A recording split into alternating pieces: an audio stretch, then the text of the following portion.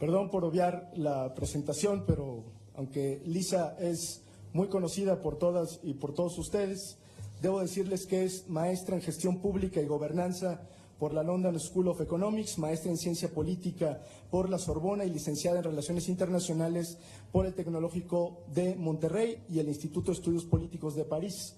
Es directora general de México Unido contra la Delincuencia, organización de la sociedad civil con más de 20 años de experiencia en materia de seguridad ciudadana, justicia y Estado de Derecho, e innumerables proyectos de empoderamiento comunitario, reducción de la violencia y la delincuencia y auditoría social del sistema de justicia penal. Anteriormente, Lisa trabajó para la Comisión Interamericana para el Control de Abuso de Drogas de la Organización de Estados Americanos y se ha desempeñado como consultora externa para distintos gobiernos como México, Colombia y Uruguay, así como para la Sociedad Internacional del SIDA con sede en Ginebra, Suiza.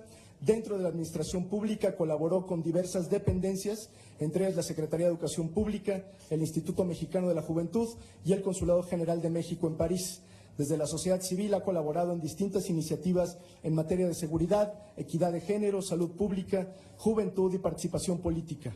Es autora de diversas publicaciones, colaboradora regular de distintos medios de comunicación, entre los que destacan Milenio Televisión, Foro TV y Reforma, y miembro del Consejo Mexicano de Asuntos Internacionales. Una vez más, bienvenida, Lisa. Muchísimas gracias, senadoras y senadores. Muchas gracias a nuestros colegas de la prensa, al público en general, que sintoniza estas audiencias e importante ejercicio de Parlamento abierto sobre la Guardia Nacional. Yo quisiera centrar mi intervención en 3 elementos que me parecen importantísimos para que este recinto legislativo rechace el dictamen que se le presenta el día de hoy en materia de Guardia Nacional en los términos en los que está presentado y elabore un dictamen nuevo que nos permita construir una guardia irreductiblemente civil que complemente las acciones de materia de seguridad y justicia que constitucionalmente le competen a la autoridad civil a través de las policías municipales y estatales y a través de las fiscalías estatales y la Fiscalía General de la República.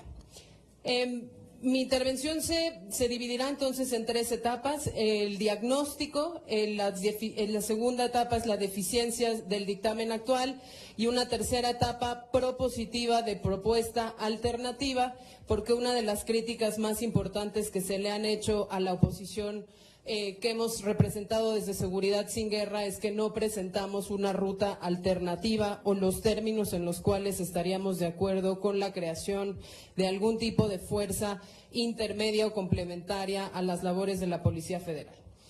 En ese sentido, en el diagnóstico tenemos que partir de una realidad, y es que desde hace 12 años la seguridad pública de este país está militarizada en los hechos, aunque no así de manera legal, pues hasta este momento incluso la Suprema Corte de Justicia ya declaró que sería inconstitucional pretender que en tiempos de paz el Ejército y la Fuerza Armada pueden participar de tareas de seguridad pública.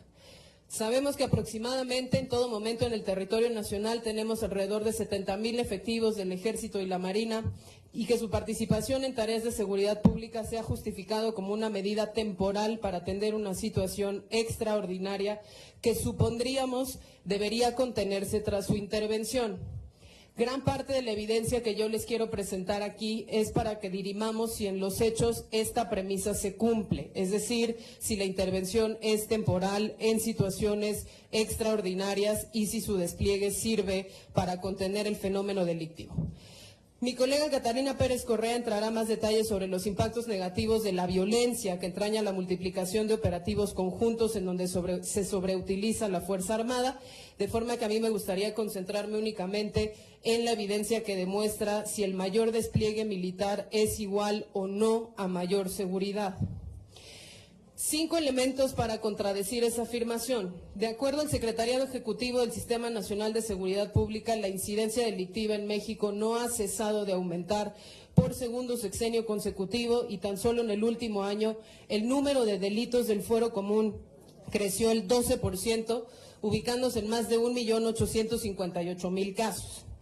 Peor aún, las encuestas nacionales de victimización y percepción de seguridad pública reflejan que la victimización de los mexicanos y las mexicanas también ha crecido sostenidamente y que tan solo en el último sexenio el número de víctimas en México creció 2.6 millones, llegando a la cifra vergonzosa de 24.2 millones de víctimas del delito anuales.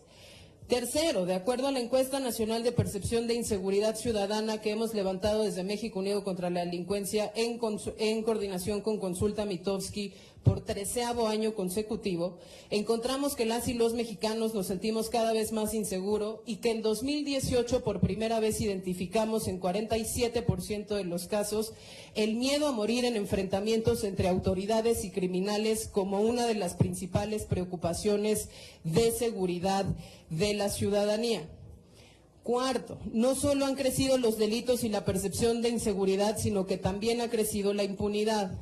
Tan solo en el último sexenio la cifra de delitos cometidos creció la cifra negra de delitos cometidos creció del 92% al 93.6%, colocando a México como un país en el que resulta virtualmente gratis delinquir.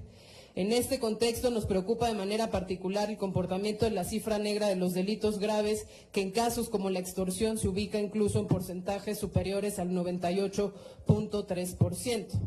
Sabemos también que el número de carpetas de investigación no solo no aumenta al mismo ritmo que aumenta la delincuencia, sino que actualmente se encuentra en franca disminución. En el 2018 el número de carpetas de investigación iniciadas por delitos federales disminuyó el 5.8%, demostrando que la autoridad no solo no mejora su efectividad en la prevención, persecución y sanción del delito, sino que se ve atrofiada en su capacidad de respuesta a mayor presencia de las Fuerzas Armadas en la sustitución de sus labores. La misma situación se presenta en el Fuero Federal, donde la eficiencia de la autoridad permanece estancada, pese a los cambios en el fenómeno delictivo, y en ese sentido, la única buena noticia para la ciudadanía es que hay delitos que van a la baja por la propia dinámica delincuencial que los encuentra cada vez menos rentables, pero no por la eficiencia de la autoridad, y ese es el claro ejemplo del secuestro, que va a la baja casi en un 50%, pese a que las carpetas de investigación se han mantenido estables en alrededor de 1.700 carpetas de investigación por año. Frente a estos datos, valdría la pena preguntarnos entonces si constitucionalizar esta estrategia nos va a dar resultados distintos. Es decir, si tenemos ya 70,000 soldados y marinos desplegados a lo largo y ancho del territorio nacional, supliendo y coadyuvando en las tareas de seguridad pública, pese a que esto es a todas luces inconstitucional e inconvencional, ¿qué nos hace pensar que ponerlo en la Constitución nos va a entregar resultados diferentes? Es decir, no realizarán labores distintas a las que ya realizan, ni tendrán mejores mecanismos de coordinación con las autoridades civiles de los que tienen en este momento. Si acaso se ocuparán únicamente de un mayor número de delitos, serán desplegados en un mayor número de territorios y tendrán menor certeza jurídica, porque el dictamen, como está presentado ante esta Cámara de Senadores, tiene importantísimas deficiencias. Entro a la segunda parte de esta intervención. ¿Cuáles son esas deficiencias?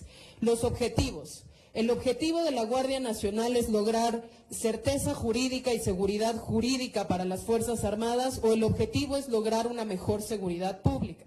Si el objetivo es lograr una mejor pública, la estrategia tendría que ser integral y encontrar distintos mecanismos de integrar a la autoridad civil.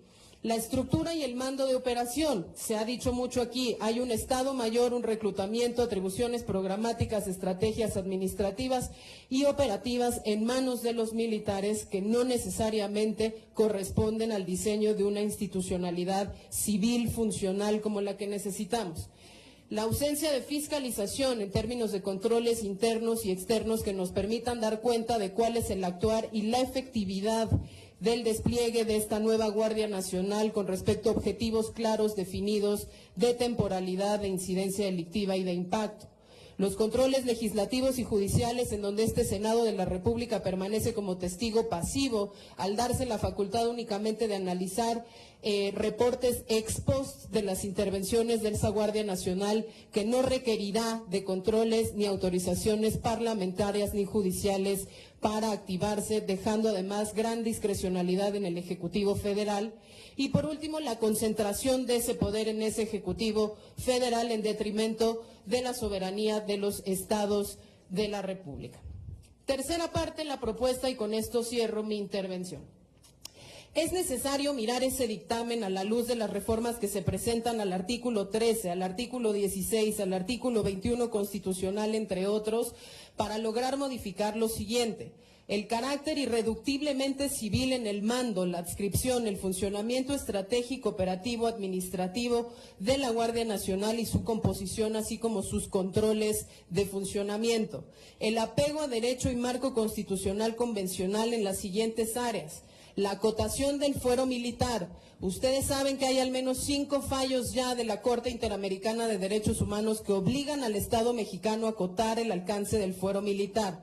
Clarificar que el fuero civil es inaplicable, el fuero militar es inaplicable a los cuerpos no militares, como tendría que ser una Guardia Nacional adscrita a la Secretaría de Seguridad Ciudadana. Es necesario, lo mismo que es necesario acotar que el fuero militar no aplica incluso en las violaciones a la disciplina militar en donde se vean afectados civiles. Segundo, en términos de garantías procesales, es necesario devolver la inmediatez de la puesta a disposición de los imputados y los detenidos, como la reforma constitucional se pretende en el artículo 16, de dilatar o posibilitar que esto no se vuelva una obligación de la Guardia Nacional. Federalismo y división de poderes como compete a esta mesa, la obligación de la Federación para alimentar el Sistema Nacional de Información de Seguridad Pública de forma que estados y municipios puedan fiscalizar a la Federación y no solo se logre en el otro sentido. El otorgamiento de la facultad reglamentaria que este dictamen le otorga a Sedena por encima del Congreso de la Unión, que debe ser evitado a toda costa para mantener la rectoría de esta Cámara de Senadores y del Congreso de la Unión sobre la facultad de emitir la legislación secundaria que ordene la operación y el funcionamiento de la Guardia Nacional.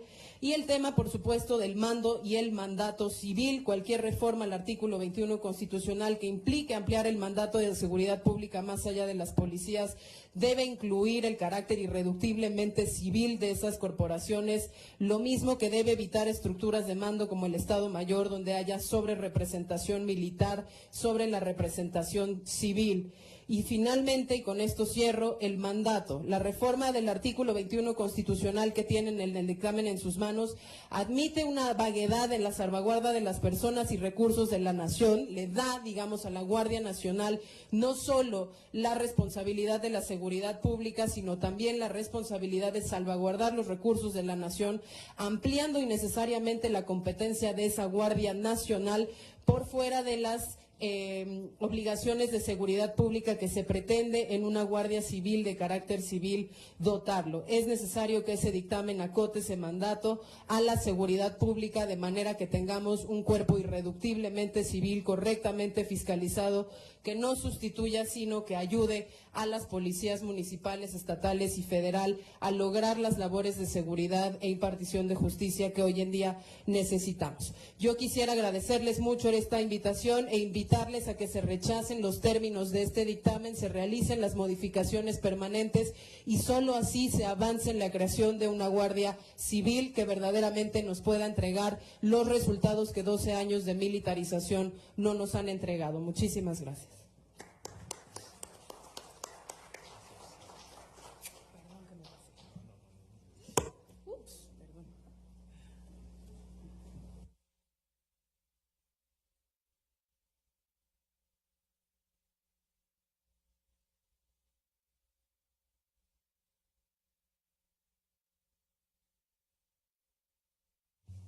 Muchas gracias a Lisa Sánchez. Vamos a pedirle que nos acompañe a esta mesa a Catalina Pérez Correa. Catalina Pérez Correa es licenciada en Derecho por el Instituto Tecnológico Autónomo de México, maestra y doctora en Derecho por la Escuela de Derecho de la Universidad de Stanford, California, profesora e investigadora de la División de Estudios Jurídicos del Centro de Investigación y Docencia Económica. Ha sido investigadora visitante del Skell Center for International Human Rights de la Escuela de Derecho de la Universidad de Yale en Estados Unidos. Ha sido profesora en la Facultad de Derecho de la UNAM investigadora en el Instituto de Investigaciones Jurídicas de la UNAM e investigadora visitante en la Escuela de Derecho de la Universidad Georgetown en Washington. Es colaboradora del programa de política de drogas del CIDE y articulista del periódico El Universal. Bienvenida, Catalina. Muchas gracias. Agradezco mucho la oportunidad de estar aquí en este Senado. Yo les voy a hablar acerca de un tema que también se va a hablar mañana y la relación que eso tiene con el federalismo. La siguiente lámina, por favor, es sobre los operativos federales y el uso de la fuerza. Siguiente lámina, por favor. La primera pregunta que les quiero poner a ustedes es acerca de cómo se mide el uso de la fuerza en México. Nosotros investigamos desde 2011 qué pasaba cada vez que hay un enfrentamiento en las calles en México, en uno de los operativos federales, para tratar de contestar cómo se usa la fuerza en México.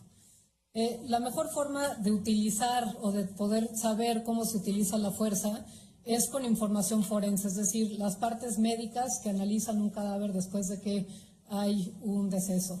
Lo que encontramos es que no existen esas partes médicas, no hay investigaciones de qué sucede cuando mueren personas en enfrentamientos con las fuerzas federales. También debería de haber peritajes, cosa que no existen en México. Entonces, a falta de eso, lo que hay son indicadores que se pueden construir desde la academia para tratar de entender si el uso de la fuerza es legal y proporcional o si no lo es. Y aquí les voy a contar de 4 de estos indicadores que podemos utilizar para medir la fuerza. El primero es el porcentaje de homicidios en los que los policías u otros agentes son responsables. Ese indicador que se utiliza en otros países no lo tenemos en México porque no se registran los homicidios por parte de policías o agentes de seguridad. El segundo es un índice en el cual se miden los policías o soldados muertos frente a los civiles muertos cuando hay un enfrentamiento. El tercero es un índice también en el cual se construye por civiles muertos sobre civiles heridos que resultan en un enfrentamiento. Ese es conocido como el índice de letalidad. Y el tercero es los eventos o el número de eventos que no tienen sobrevivientes. Y por no tener sobrevivientes quiere decir que no hay heridos en una batalla y que no hay tampoco detenidos. La relación de muertos de cada bando sirve como un indicador para medir la proporcionalidad de un enfrentamiento. Si de un lado hay un muerto, pero del otro hay 30 muertos, lo que está diciendo ese indicador es que hubo un uso desproporcionado porque resultaron 30 muertos de un lado, pero solo un muerto del otro. En el caso de el índice de letalidad, lo que se ha visto en otros países es que este número debe acercarse a 1, debe haber en promedio un muerto por cada herido cuando hay enfrentamientos. Los estudios médicos, de hecho, invierten la proporción. En la guerra de Vietnam, por ejemplo, el índice de letalidad era de 4 heridos por cada muerto. En el conflicto Israel y Líbano también hubo un índice de 4.5 heridos por cada muerto. En cambio, lo que han mostrado los estudios académicos es que este índice se invierte cuando se trata de tiroteos hacia poblaciones o que hay ejecuciones extrajudiciales. Por ejemplo, la matanza de Wah Mee en Seattle, hubo 13 personas muertas y ninguna herida. El tiroteo de Las Vegas, seguramente se acordarán en el 2017, cuando una persona se puso desde un edificio y le disparó a quienes estaban en un concierto. Hubo 28 muertos, 851 heridos.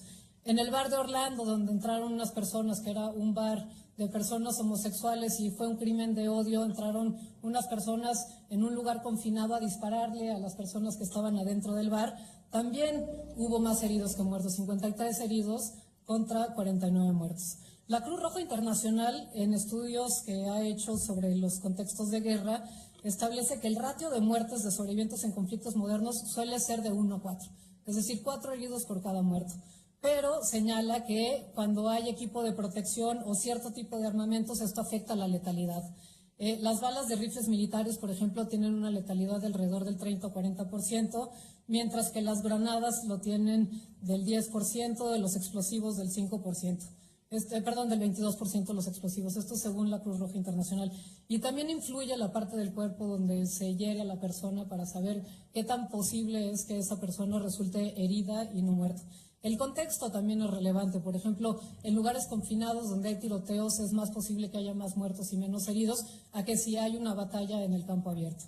Bueno, eso es cómo se mide el uso de la fuerza. Nosotros hicimos este estudio ya 2 veces en México. La primera fue en el 2011 y la segunda en el 2015.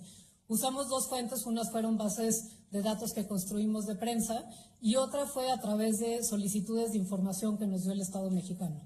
En 2011 encontramos evidencia de que las Fuerzas Armadas, tanto el Ejército como la Marina, usaban la fuerza letal con más frecuencia que la policía. Y esto es lo mismo para policías estatales, municipales o federales. La Policía Federal en promedio tenía una letalidad de 2.6, es decir, 2.6 personas muertas por cada heridas, mientras que el Ejército tiene 9.1 muertes por cada herido. Acuérdense que aquí en el tiroteo de Las Vegas, en el de Orlando, hay más heridos siempre que muertos. En el caso de la Marina es aún más alto, 17 muertos por cada herido. Esos son los índices de letalidad que encontramos en el 2011. Por cierto, las policías estatales y municipales, según la ENCAP del INEGI, son los que menos hacen uso de la fuerza en contextos de detenciones o de algún tipo de enfrentamiento con presuntos delincuentes. El uso de la fuerza, encontramos, fue creciendo conforme fue avanzando el conflicto en México. En 2015 cambiaron los hallazgos, encontramos primero que había menos enfrentamientos y menos muertos en total en los enfrentamientos. Sin embargo, los índices en ciertos lugares eran muy elevados y ahorita les doy los números.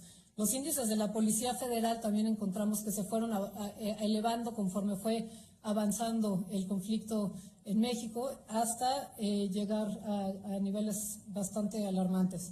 Y encontramos también una enorme opacidad a partir del 2014, cuando la Sedena decidió dejar de dar esa información.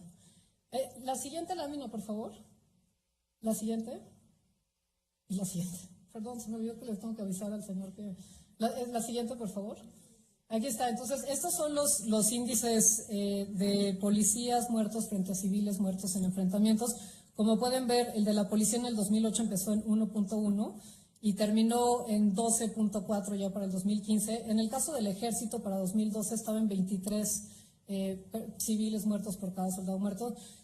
En los índices de letalidad, también ahí se ve, la siguiente lámina, por favor, se puede ver, el naranja es la del Ejército, bajó en el 2013 y luego a partir de 2014 se detiene cuando empezó otra vez a aumentar. Y el azul es el de la policía, que disminuyó después de 2013. La siguiente lámina, por favor. Luego tenemos los eventos en los cuales no hay ni heridos ni detenidos. De la información que nos dio la Sedena y la policía encontramos que del 2011 al 2012, 41% de los eventos que reporta la Sedena no hay sobrevivientes. En el caso de la policía es bastante menor, de 26%. La siguiente lámina, estos me los voy a saltar porque ya no tengo tiempo. La siguiente lámina son casos de uso de la fuerza. La siguiente lámina, por favor. En el cual lo que vemos es cómo ha aumentado también otro tipo de uso de la fuerza, especialmente por parte del Ejército. Aquí estamos hablando de uso de la fuerza ilegal. Siguiente lámina, por favor. Esta última lámina lo que muestra es cómo al empezar el conflicto el Ejército, que es la columna del verde, tenía 2.4 de las personas que fueron detenidas por el Ejército reportaba toques eléctricos.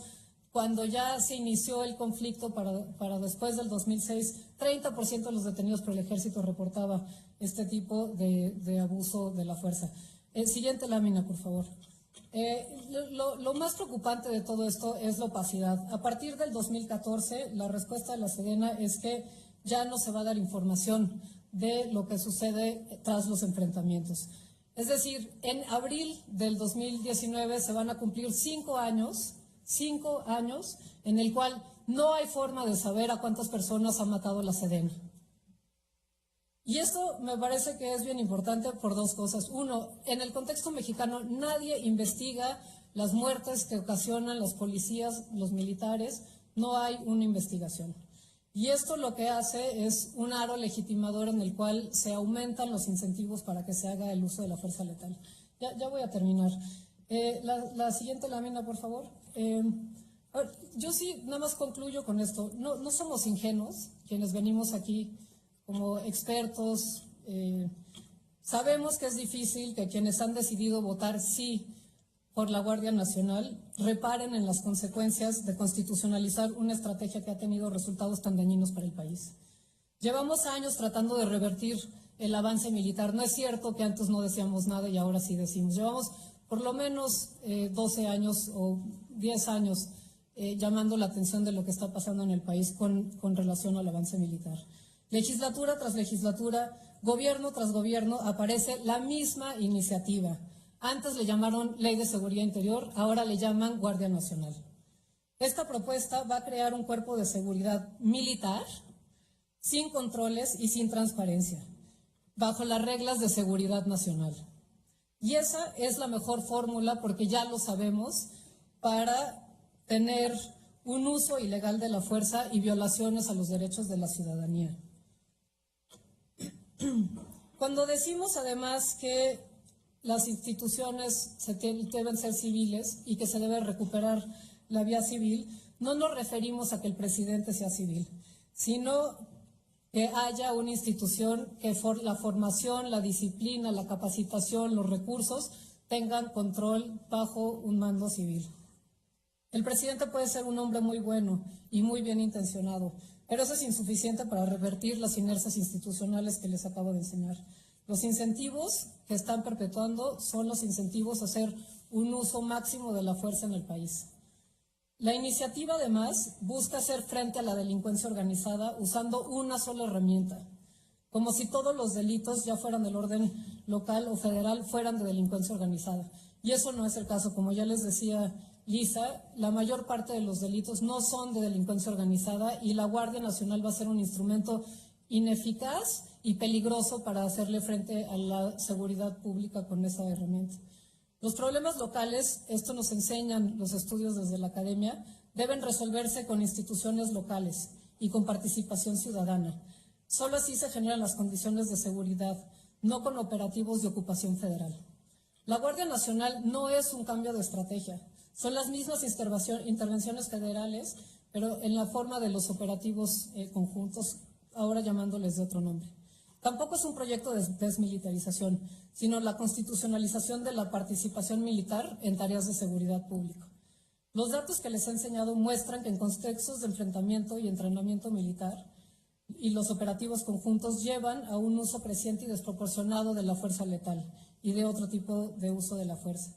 Nuestros números son los de las masacres, no los de intervenciones legítimas. Y eso es lo que van a ustedes a aprobar si aprueban el dictamen en la forma en la que está establecido el día de hoy. Muchas gracias.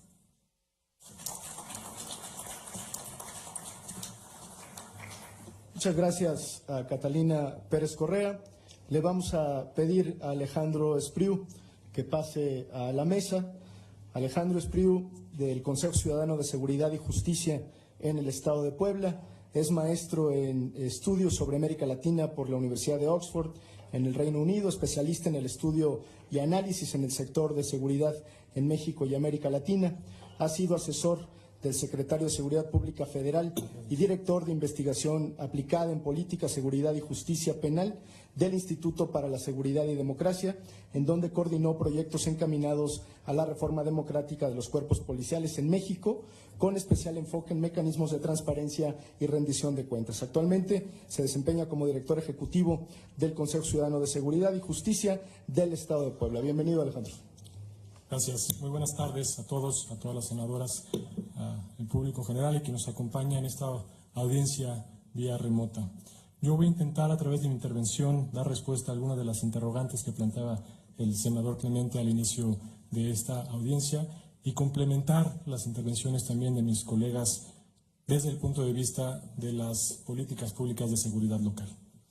En mayo de 2017, en el municipio de Puebla, de cada 10 casos de personas detenidas por la policía local tras la presunta comisión de un delito, solamente 2 enfrentaban consecuencias, ya fuera a través de la imposición de medidas cautelares o la judicialización de sus carpetas.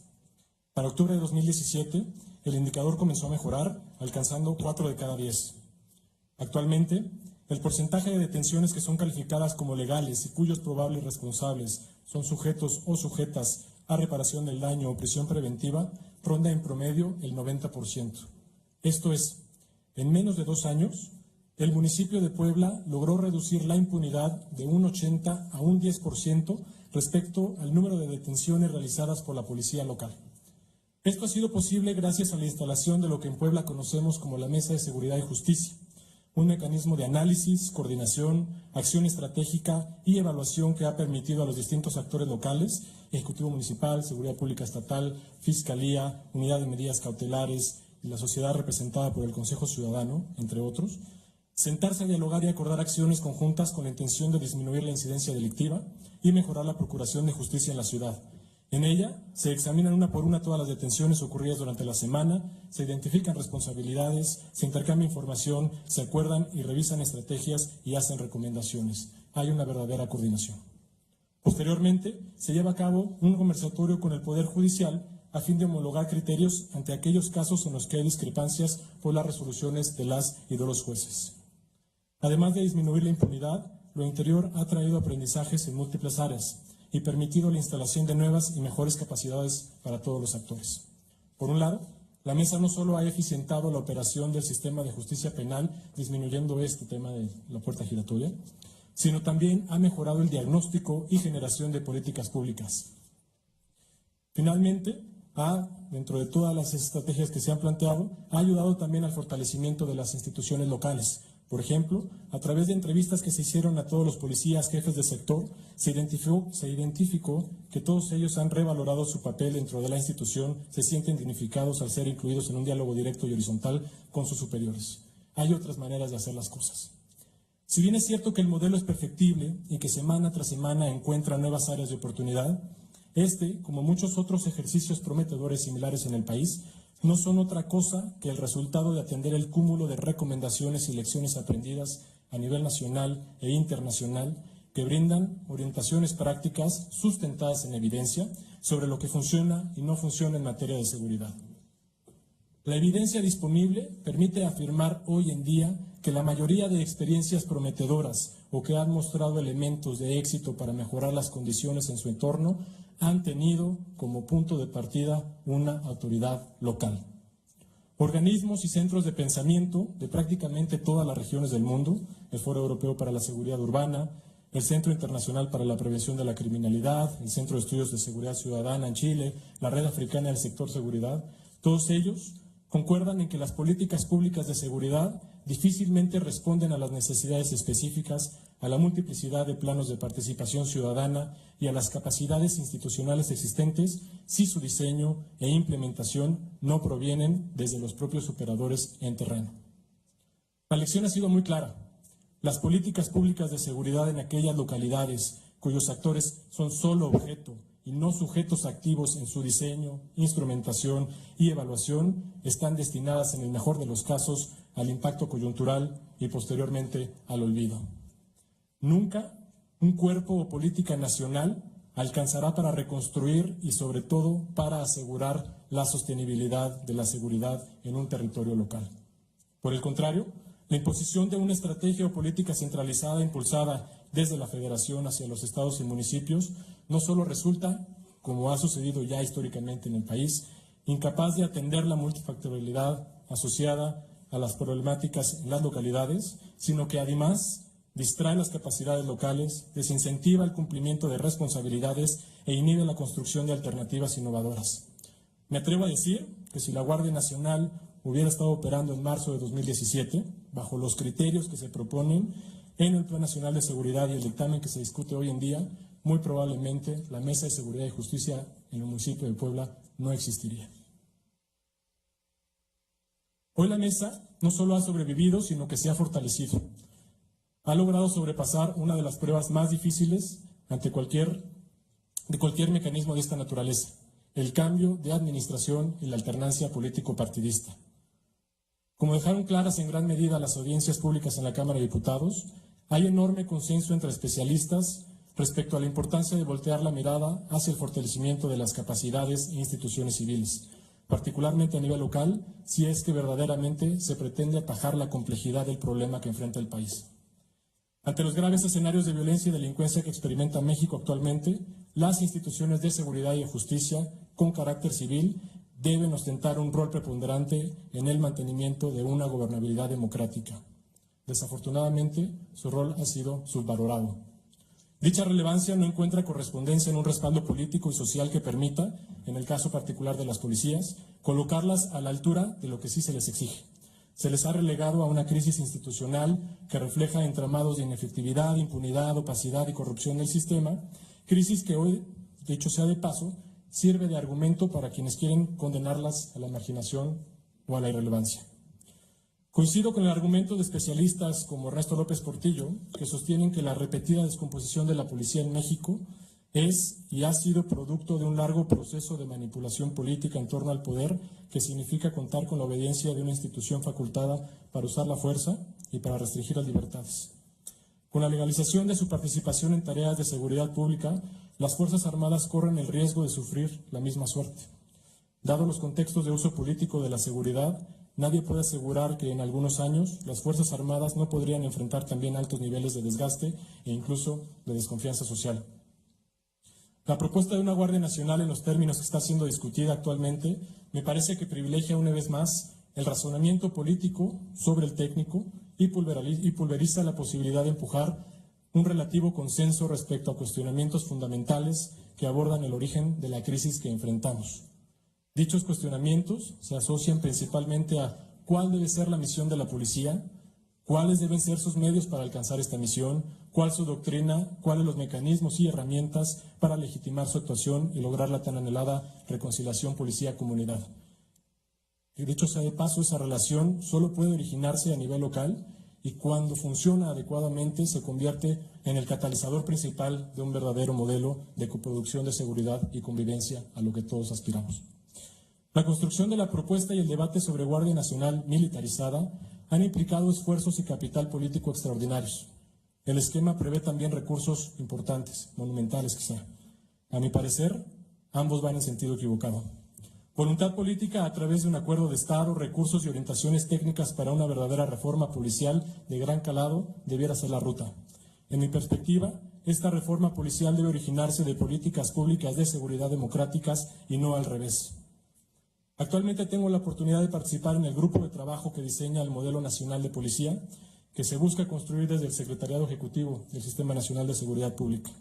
Si bien representa un esfuerzo loable, importante para retomar las discusiones en torno a la delimitación, la coordinación y la subsidiariedad de las funciones policiales en los distintos ámbitos de gobierno, me parece que el ejercicio resultará insatisfactorio, por decirlo menos, si se le sigue considerando un paliativo ante la propuesta de Guardia Nacional Militar que hoy ocupa todos los espacios de discusión. Si el modelo no va precedido por un andamiaje normativo, técnico e institucional construido en el contexto de un importante acuerdo político entre los poderes y ámbitos del Pacto Federal, y si no se soporta en una estrategia amplia que equilibre la reacción con la prevención y la atención a las sensibilidades, en un marco de transparencia o rendición de cuentas, significará entonces un nuevo esfuerzo en vano. Especialistas coinciden en que las estrategias de fortalecimiento institucional de las policías en todos los ámbitos deben incluir mecanismos diversos y complementarios de control y particularmente de aprendizaje institucional tanto al interior como al exterior de la policía o las instituciones de seguridad. Esto, me parece, deberá aplicar para cualquier versión de Guardia Nacional que se pueda llegar a aprobar, más allá, mucho más allá de un reporte periódico al Congreso, que a todas luces sería insuficiente, dado todas las responsabilidades y poderes con los que esta figura puede llegar a contar. La presencia de mecanismos externos no pretende y nunca sustituirá la responsabilidad de las instituciones para autorregularse, sino que las complementa y las fortalece. Desde esta mirada, la redundancia asociada a generar controles sobre controles es una práctica considerada en materia de seguridad y justicia no solo positiva, sino necesaria. También en este sentido, la experiencia internacional es múltiple y además es contundente. Esta aproximación a la rendición de cuentas policial y en sector seguridad y justicia se convierte, pues, en una propuesta alterna a la tendencia de endurecimiento de las políticas de seguridad que se asocian al robustecimiento de la capacidad de fuerza y de reacción y no necesariamente al fortalecimiento de las instituciones. Invito al Senado a estudiarla con detenimiento.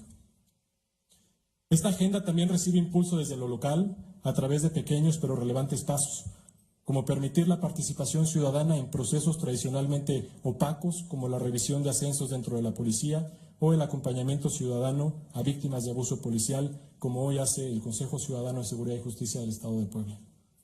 Con todo esto en mente, me sumo a las innumerables voces de instituciones y especialistas que hacen un llamado a los integrantes del Senado de la República a no aprobar el dictamen como fue recibido de la Cámara de Diputados y, por el contrario, buscar una vía completamente civil que ponga en el centro de la discusión el fortalecimiento de las instituciones, capacidades y responsabilidades locales. Muchas gracias.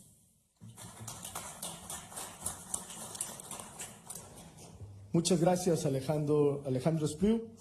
Vamos a pedirle que sea tan amable de incorporarse a Beatriz Hernández Cruz, alcaldesa electa de Salamanca. Beatriz Hernández es licenciada en Derecho por la Universidad de Guanajuato. Se ha desempeñado como oficial mayor de la Presidencia Municipal de Salamanca. Ha ocupado diversos cargos en el Partido Acción Nacional.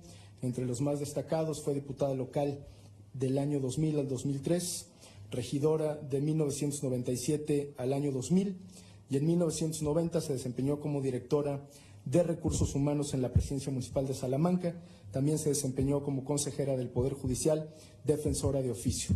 A partir del 10 de octubre de 2018 tomó protesta como presidenta municipal de Salamanca para el periodo administrativo 2018-2021 y será la primera mujer, es la primera mujer en gobernar Salamanca. Bienvenida, presidenta. Gracias, senador. Agradezco la oportunidad de poder compartir con esta Cámara Alta y de la tribuna más importante de nuestro país, desde la visión de una alcaldesa de un municipio que está viviendo ahorita el peor momento de su vida. Reconozcamos nuestro compromiso como alcaldes. Debemos y sabemos que el municipio es el órgano más cercano a los ciudadanos. Nosotros tenemos el primer contacto con la gente y lo que la gente quiere hoy es seguridad. Queremos ser partícipes del cambio, que este gobierno está comenzando y seremos quienes desde nuestros municipios logremos hacer de México un mejor país para todos. Debemos pacificar nuestro país y buscar con determinación quienes amenazan la seguridad y la integridad de todas nuestras familias. Tendremos con la Guardia Nacional la transformación que México necesita y en nuestras manos la oportunidad de garantizar la seguridad a nuestras familias salmantinas. Los crímenes no respetan estados o municipios y no hay fronteras. Solo las Fuerzas Armadas han demostrado ser capaces y estar preparados para enfrentarlos. Claro, siempre respetando los derechos humanos. Los municipios necesitan ayuda del gobierno estatal como de la federación para poder combatir la inseguridad que ha permeado en nuestra región. Por ello, si queremos integrar a Salamanca al resguardo de la Guardia Nacional, son las Fuerzas Armadas las únicas hasta el momento que cuentan con la capacitación, la infraestructura y el entrenamiento adecuado para hacer frente a la inseguridad, siempre en el entendido de respetar los derechos humanos. A través de la Guardia Nacional, los 3 niveles de gobierno podemos coordinarnos para alcanzar la seguridad que merecemos y el bienestar de todos nosotros. No hay otro México, es nuestro país. Lo que le duele a Salamanca, le duele al país entero. Los ciudadanos pusieron en nuestras manos la confianza para hacer bien las cosas, para trabajar por su seguridad y bienestar. No les fallemos. La Guardia Nacional es la mejor herramienta que podemos tener ahora para combatir la inseguridad. Estoy segura que trabajando juntos, los municipios, los estados y el gobierno federal, es la mejor alternativa que podemos ofrecer al pueblo de México. Con la Guardia Nacional no solo estamos enfrentando la inseguridad, sino nos vamos a fortalecer en lazos como nación. mientras se establece la Guardia Nacional. Yo estoy esperando esos 600 elementos que se desplieguen a Salamanca y a los alrededores de la base que le toca, para que en ese plan prioritario de seguridad atiendan con urgencia lo que estamos nosotros padeciendo. Serán bienvenidos y contarán con los espacios y la infraestructura necesaria dentro de mi municipio. Yo no voy a regatear absolutamente nada porque he visto sufrir a mi pueblo.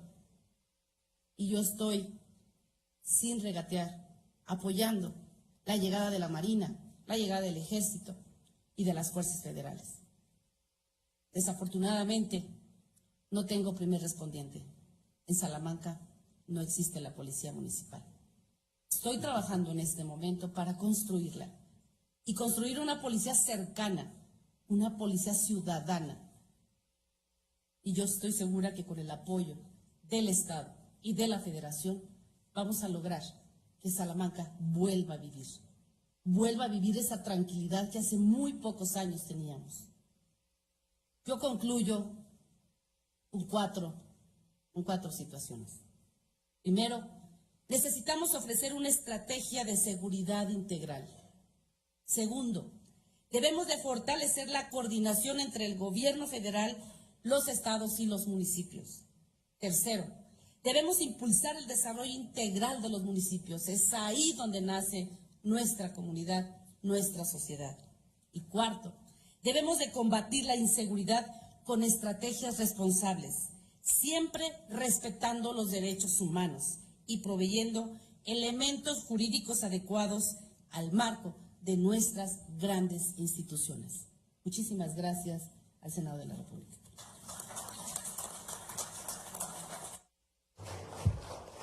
Muchas gracias, Presidenta Beatriz Hernández. Vamos a pedirle que nos acompañe a la doctora Denise Dresser. Denise Dresser es profesora de Ciencia Política en el Instituto Tecnológico Autónomo de México. Obtuvo la licenciatura en Relaciones Internacionales en el Colegio de México y doctorado en Ciencia Política en la Universidad de Princeton. Ha sido investigadora visitante en el Centro de México, Estados Unidos, de la Universidad de California en San Diego, en el Centro de Estudios Internacionales de la Universidad del Sur de California, en el Diálogo Interamericano en Washington, y profesora visitante en la Universidad de California, Berkeley, y la Universidad de Georgetown. Ha recibido becas para la investigación de la Comisión Fulbright, la OEA, la Universidad de Princeton y la Fundación Rockefeller. Fue miembro del Comité Ciudadano de Apoyo a la Fiscalía Especial para Movimientos Políticos y Sociales del pasado. Fue consejera de la Comisión de Derechos Humanos del Distrito Federal. En 2015 fue condecorada con la Legión de Honor por la Embajada de Francia. Es columnista de la revista Proceso y editorialista del periódico Reforma. Bienvenida, Denise.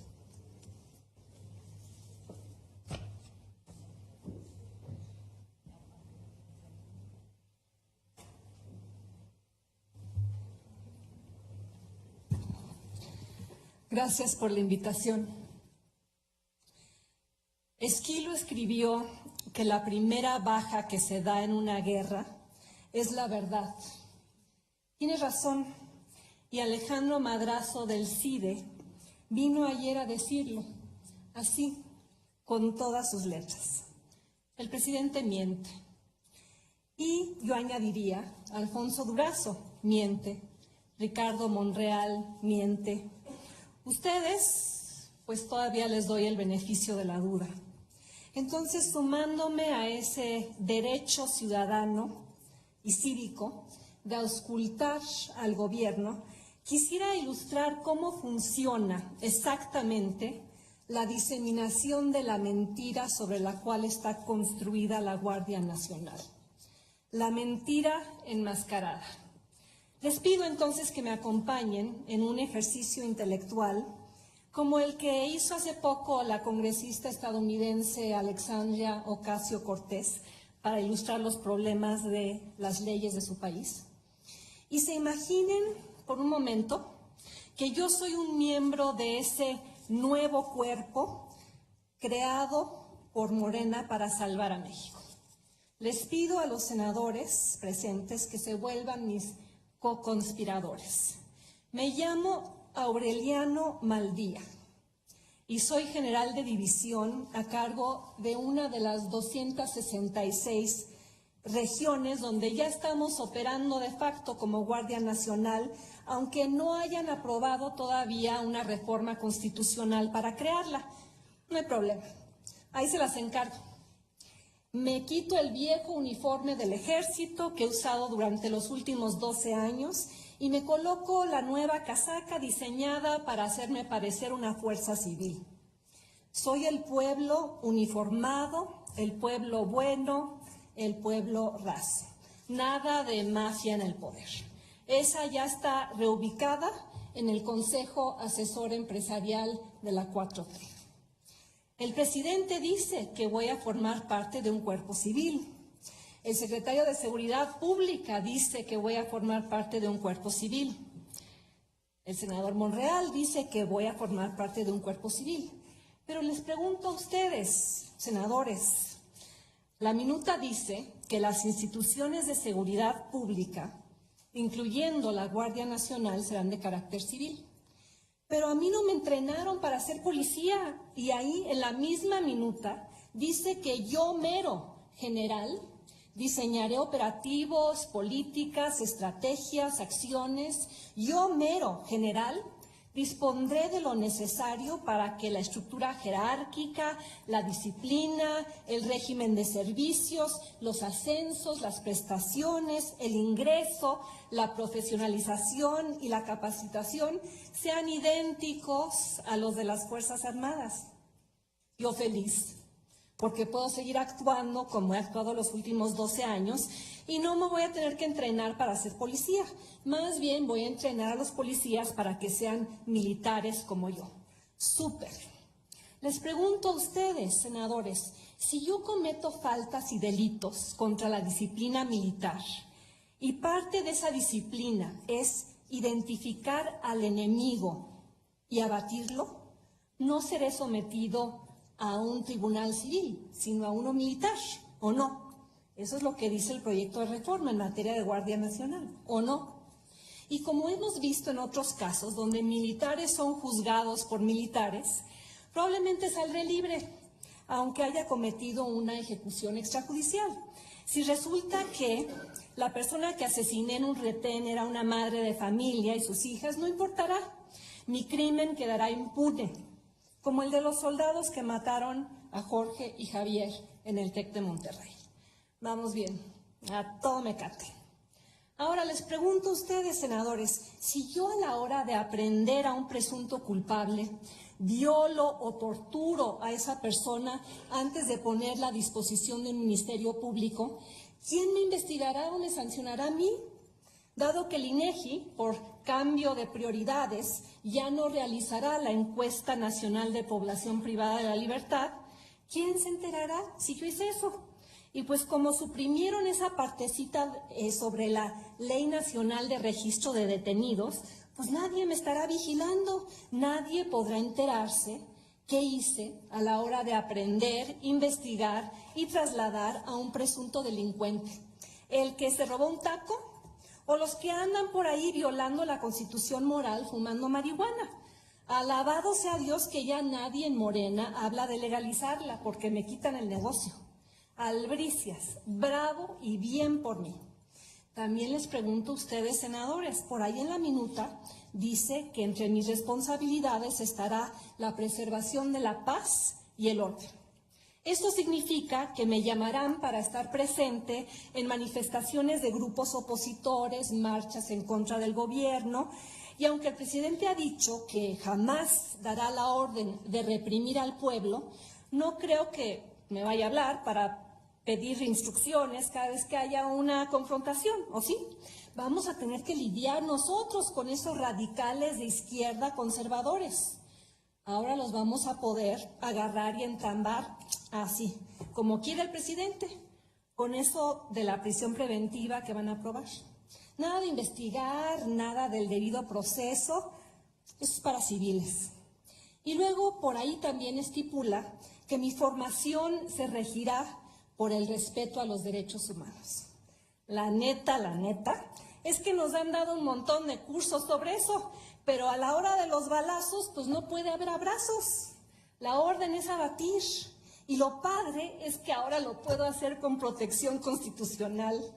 La verdad es que me puse un poco nervioso en la campaña, cuando López Obrador dijo que nos iba a regresar a los cuarteles e iba a reunirse con las víctimas. Pero pues ya con esta Guardia Nacional me siento cuidado, apapachado por el presidente. Qué alivio que no cumpliera con sus promesas de campaña, porque si no, hubiéramos perdido todos los privilegios y la protección que nos han provisto en los últimos 12 años. Y ahora hasta negocios nos van a salir. Negocios inmobiliarios, construcción del aeropuerto de Santa Lucía. Me enorgullece que sea el único aeropuerto mixto de uso civil-militar en el mundo. Y gracias a Dios que por cuestiones de seguridad nacional no se nos va a aplicar la ley de transparencia. Vamos a poder contratar a Rehoboth sin problema. Porque otro escándalo como el de la barda perimetral del Naim, que construimos nosotros y que salió en un ojo de la cara, 75% más de lo presupuestado, no a mi edad, y con el añadido de cuidar a los nietos en las tardes, por eso el recorte a las estancias infantiles. Pero con los megaproyectos en los que vamos a poder participar, la verdad es que la cuarta T sí está funcionando para mí. Vaya, solo en regímenes autoritarios le conceden tanto poder al ejército. Pero pues aquí la salvamos, la libramos por eso de los 30 millones de votos. Les agradezco que siempre defiendan a la Guardia Nacional con eso, porque pues no están tan padres las críticas de toda la comunidad internacional, la ONU, la Comisión Interamericana, Human Rights Watch. ¿Ellos qué van a saber? Ni que tuvieran una perspectiva histórica, internacional, comparativa, como para alertar sobre los riesgos de la supuesta militarización. Nosotros les vamos a demostrar que aquí tenemos rienda suelta sin problemas, ni que fuéramos Venezuela, Nicaragua, Irán. Como México no hay dos. Aquí 80% de la población quiere un estado de excepción permanente. Qué bueno saber que hay tanta gente dispuesta a sacrificar sus derechos. Qué bueno saber que hay tantos gobernadores dispuestos a abdicar a sus responsabilidades constitucionales y minar el federalismo. Y nosotros siempre leales al presidente, al poder civil, como lo fuimos con Francisco y Madero, siempre y cuando siga fluyendo la lana y nos dejen trabajar en paz. Y cuando cambie la Constitución para hacer legal lo que la Suprema Corte declaró ilegal. Nada de comisiones de la verdad, nada de eliminar el fuero militar, nada de incorporar las modificaciones al dictamen que sugieren organizaciones de la sociedad civil, nada de escuchar a expertos como quienes me han precedido, que llevan 12 años diciendo y presentando datos duros y evidencia de cómo la tasa nacional de homicidios se disparó cuando Calderón nos sacó a pelear la guerra contra las drogas, de cómo los enfrentamientos entre nosotros, las Fuerzas Armadas y los delincuentes, son catalizador de la violencia. No vayan a leer el dictamen alternativo que proveyó el colectivo Seguridad Sin Guerra, donde se presenta una opción civil, porque pues, nadie quiere eso, ¿verdad? Lo bueno es que al presidente y a muchos de ustedes no les importa la evidencia y legislan como se lo pedimos. Gracias, gracias, gracias. Son unos verdaderos patriotas, no como esos de la llamada sociedad civil que desde la izquierda llevan años jode y jode y jode contra nosotros con eso del índice de letalidad y los desaparecidos y la violación de los derechos humanos. Siempre lo digo, y no me importa estar en contra de los tratados internacionales que México ha suscrito. Los criminales no tienen derecho a derechos humanos. Afortunadamente, a esas organizaciones mañosas de la sociedad civil ya las criticó el presidente ayer. Qué latosas son, poniéndole trabas a un proyecto que le da a las Fuerzas Armadas un protagonismo nunca visto, que nos da lo que siempre hemos querido y los gobiernos posrevolucionarios nos escatimaron. Ya son otros tiempos, afortunadamente. Ya hasta andamos pensando en quién podría ser nuestro candidato presidencial. La gente nos quiere, nos respeta mucho más que ustedes, senadores, nada más para que quede bien claro y vayamos midiendo fuerzas. Y por favorcito, archiven ese estudio donde dice que en realidad a las Fuerzas Armadas nos tienen más confianza porque interactúan menos con nosotros que con los policías. Y por cierto, senadores, y ya con esto termino, el dictamen plantea que el presidente le presentará al Congreso un informe anual sobre las actividades de la Guardia Nacional. Pero yo, tranquis, porque como Morena es leal e incondicional y es mayoría, pues le van a dar el visto bueno a ese informe sin chistar, así como votaron en la Cámara de Diputados, bien obedientes, bien disciplinados, como los gobernadores a quienes tienen agarrados del presupuesto. Y pues de la oposición, el PRI y el PAN, ni me preocupo porque pues les estamos dando más de lo que querían con su ley de seguridad interior. Y todos sabemos cómo son las cosas. Te doy, me das, apruébame mi Guardia Nacional y no te mando a mi fiscal general a investigar. Bueno, gracias por su atención a este ejercicio de simulación, también denominado como Parlamento Abierto, porque así quedará si ustedes no modifican el dictamen. No se les vaya a olvidar incluir esa modificación constitucional que exigió el presidente para que no nos quiten todo y nos regresen a hacer labores de auxilio en casos de desastres naturales en 5 años. Nosotros, los miembros de la Guardia Nacional, somos como la charrita del cuadrante. Llegamos para quedarnos. Y esa no es una mentira. Esa es la verdad. Muchas gracias.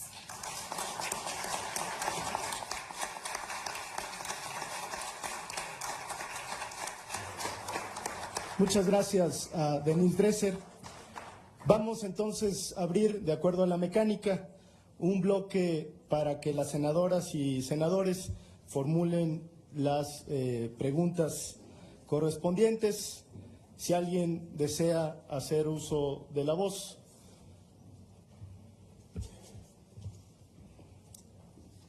Senadora Claudia Anaya, vamos a tomar una lista, si así les parece.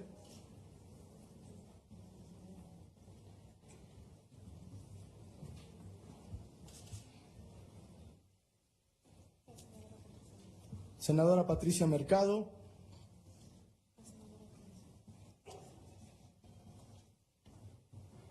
Senadora Kenia López Rabadán.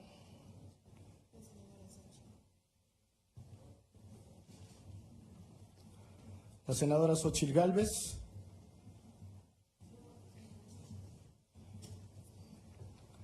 Y si les parece, con esto, y el senador Jorge Carlos Ramírez Marín.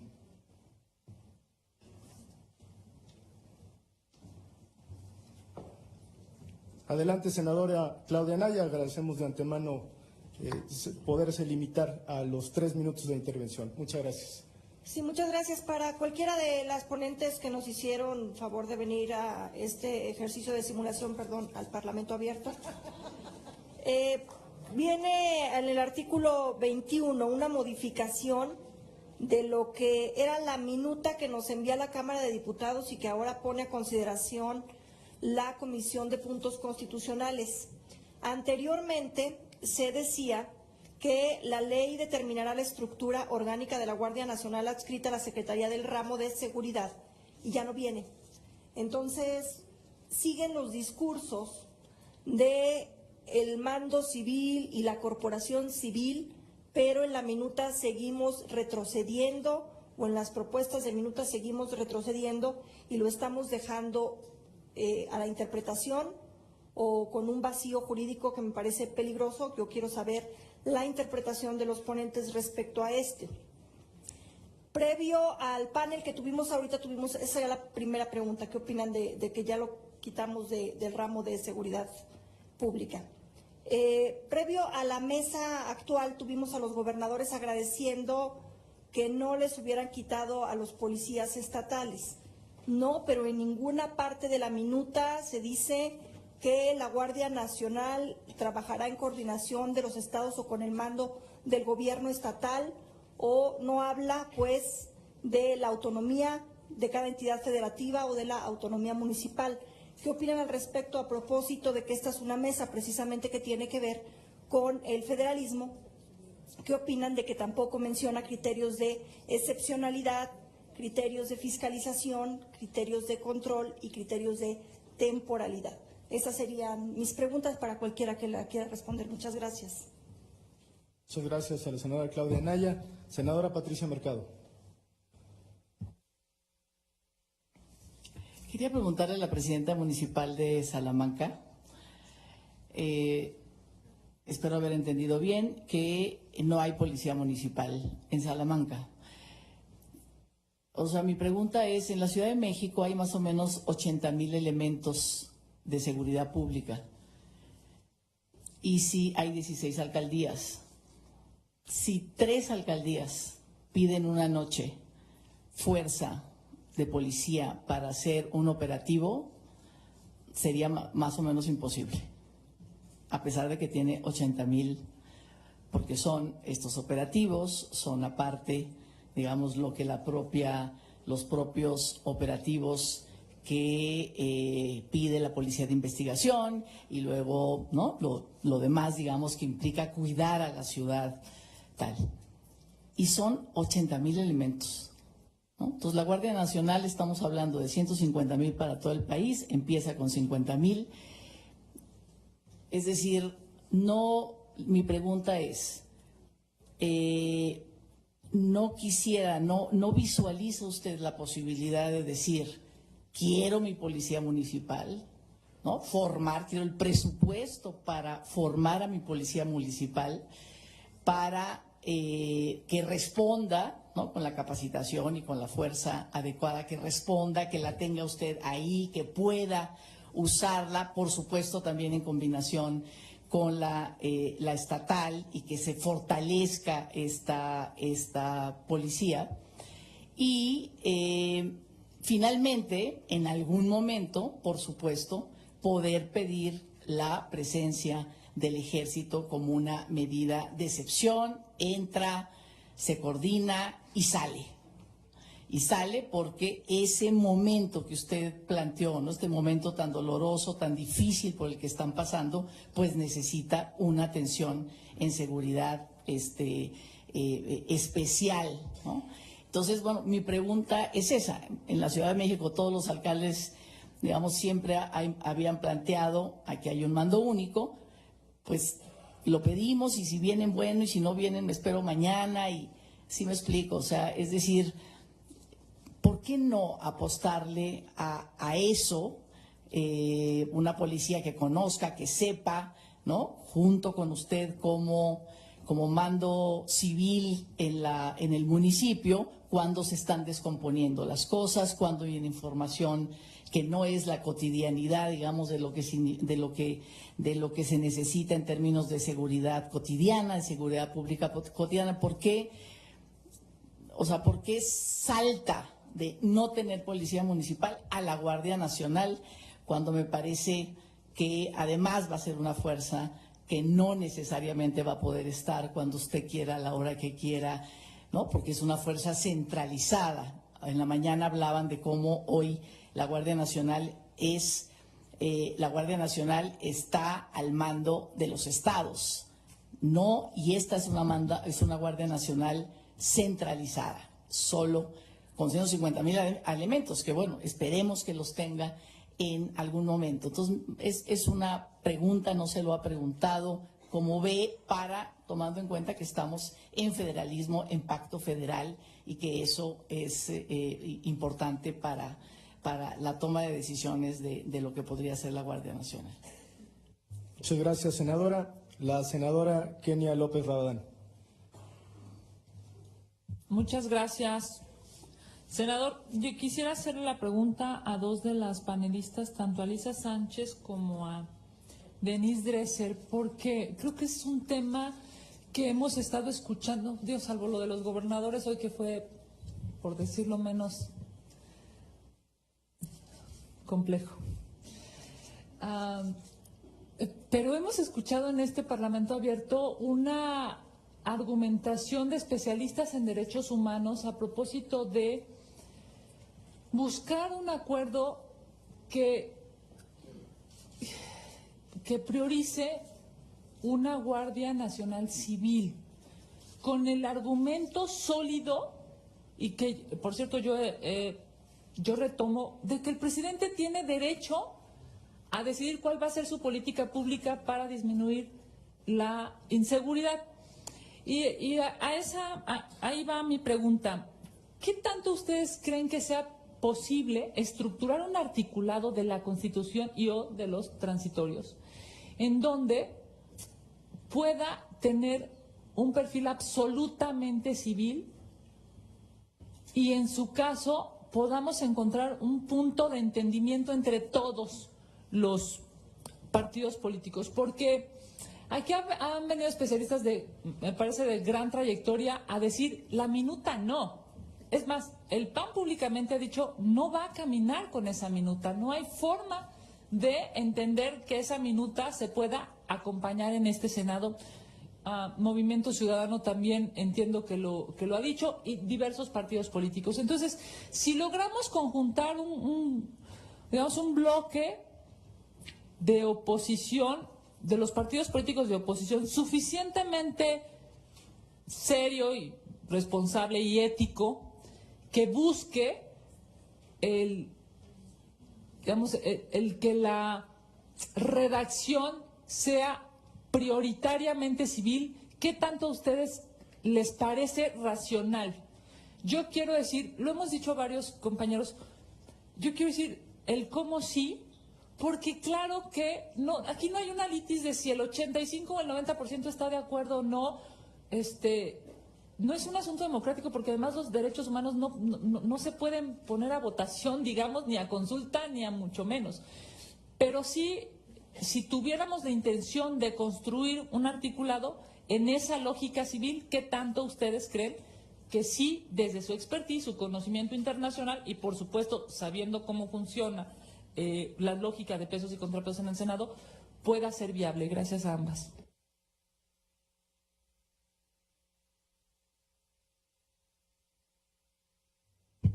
Gracias, senadora Kenia López Rabadán. Senadora Xóchitl Gálvez. Muchas gracias a todos los ponentes de esta mesa. Se ve que muchos de los de esta mesa sí leyeron la minuta. La pasada mesa me puedo atrever que si les hubiera hecho una pregunta, y no la del 6, sino una pregunta seria sobre la minuta, no la hubieran podido contestar. Porque hemos tomado ya como un tema de retórica de los que estamos contra la Guardia Nacional, porque no estamos con esta minuta, y los que están a favor de la Guardia Nacional.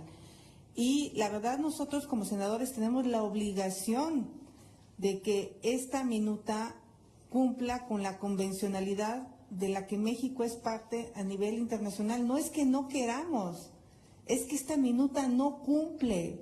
Nos las van a declarar en la Corte de los Derechos Humanos, en la Corte Americana de Derechos Humanos, pues nos van a hacer observaciones todo el tiempo y van a estar tras del ejército con lupa.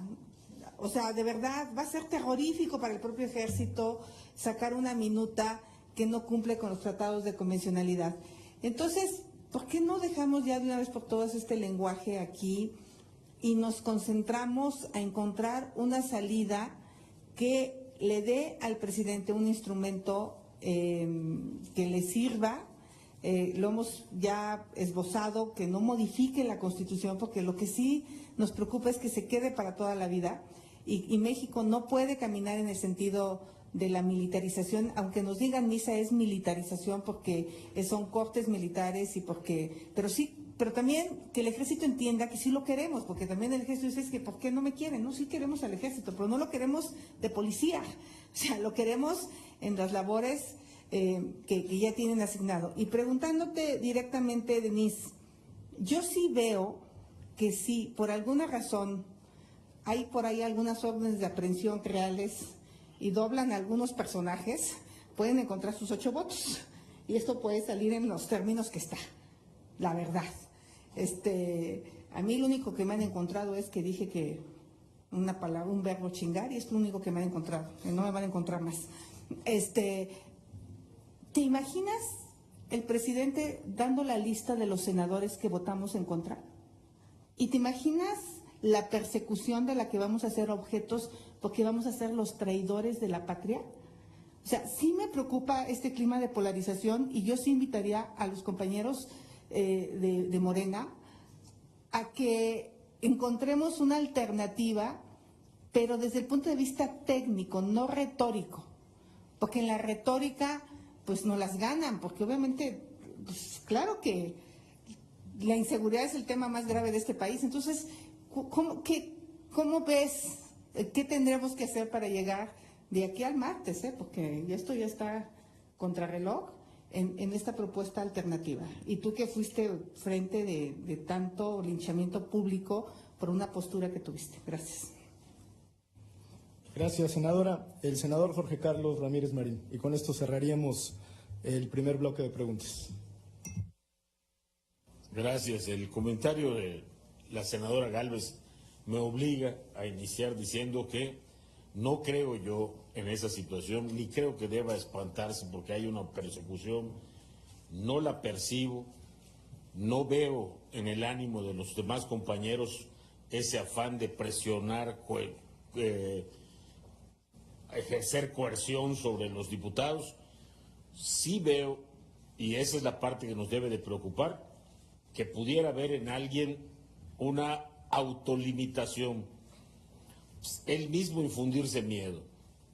Yo veo al gobierno actuando como siempre en sus conferencias mañaneras diciendo lo que cree, y veo en la Cámara un ánimo de discutir abiertamente las distintas opiniones que tenemos. ¿Eso va a cambiar los números? Bueno, los números de ellos posiblemente no. Que cambien los números de la oposición depende más de que la oposición se pueda mantener en su postura con razones, con argumentos, a que pudiera haber una eventual presión externa que hasta hoy, y debo decirlo con absoluta sinceridad, no veo presente de ninguna manera y a través de ninguno de los órganos de la Cámara de Senadores. Yo tengo unas inquietudes para Lisa primero. ¿Qué alcance le da usted a la resolución de la Corte que ha citado muy bien? El Ejército no puede intervenir en tareas de seguridad en tiempos de paz, pero lo está haciendo, Lisa. ¿Cuál es la alternativa? Hoy es indispensable en algunas zonas del país. ¿Cuál es la alternativa? Y si efectivamente el alcance de esta resolución es absoluto. Me gustaría mucho si Alejandro Espíritu nos pudiera explicar cómo funciona esta mesa de seguridad y justicia en Puebla y en qué delitos hace mayor énfasis o tiene mayor efecto. Porque hay casos como, por ejemplo, los relacionados con el crimen organizado y específicamente en Puebla el caso del robo de combustible, donde pues, no pareciera haber tenido una particular incidencia. ¿Cómo le está funcionando a Puebla para las cifras que usted nos mencionaba? Esas son mis preguntas. Muchas gracias, senador Ramírez Marín. Vamos a darles el uso de la voz en el orden en el que participaron de manera inicial. Por lo tanto, les pediría si ponen sonido en el espacio de Lisa Sánchez y abriríamos, porque me lo han pedido varios senadores, una segunda ronda de preguntas. Adelante. Muchísimas gracias. Bueno, primero agradecerles sus preguntas, agradecerles el hecho de que se hayan quedado a escuchar los argumentos e invitarlos de nuevo a que vuelvan a leer el informe sombra que se hizo de este tipo de audiencias en la Cámara de Diputados, en donde creo que podrán encontrar varias de las respuestas a estas inquietudes. Sobre la primera pregunta de la senadora Anaya, ¿qué opinamos de las nuevas versiones que han salido de la Comisión de Puntos Constitucionales, en donde se quita de manera ya definitiva la adscripción a la Secretaría de Seguridad Ciudadana?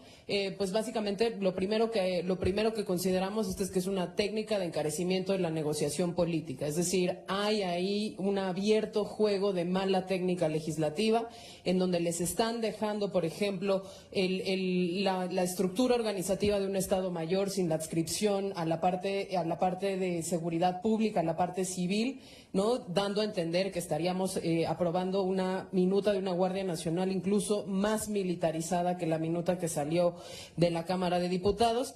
En ese sentido, retomo parte de la intervención que yo hice al principio de esta sesión, en donde les brindamos alternativas para la no modificación del artículo 21 para complementar esas modificaciones del artículo 21 constitucional, en donde se especifica el mandato, se limita la jurisdicción militar y se deja muy claro el carácter civil de esa Guardia Nacional. Me parecería, les haríamos la invitación a que no cayeran de esos juegos, en donde claramente se está empeorando el dictamen para que ustedes lo aprueben en los términos en los que fue aprobado en la Cámara de Diputados.